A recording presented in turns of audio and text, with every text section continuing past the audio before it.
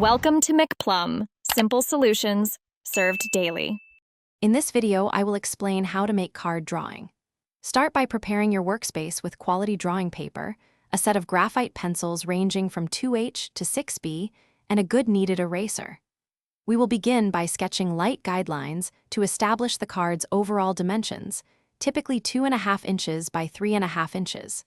Focus on creating smooth, consistent lines, as this forms the backbone of your artwork. This initial setup is crucial for a successful drawing experience. Next, let's focus on the card's layout and composition. Consider where your main image will reside and how other elements, like text boxes or decorative borders, will complement it. Applying the rule of thirds can help you achieve a visually balanced design. Lightly sketch these areas, ensuring enough space for all components. A well-planned layout makes the drawing process much smoother and the final card more impactful.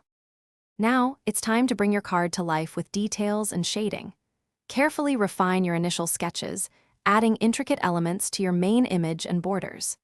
Experiment with different pencil pressures to create a range of tones, from light grays to deep blacks. Shading techniques like cross-hatching or blending can add significant depth and texture, making your card appear more professional and visually engaging. For the final touches, meticulously erase any stray pencil marks or guidelines that are no longer needed. This step significantly cleans up your artwork. You might also want to add subtle highlights using a white gel pen or by carefully lifting pigment with a sharp eraser. For a polished look, consider outlining key elements with a fine-tip black pen, ensuring crisp, defined edges. Your unique card drawing is now complete. Thanks for watching. Stay juicy and subscribe.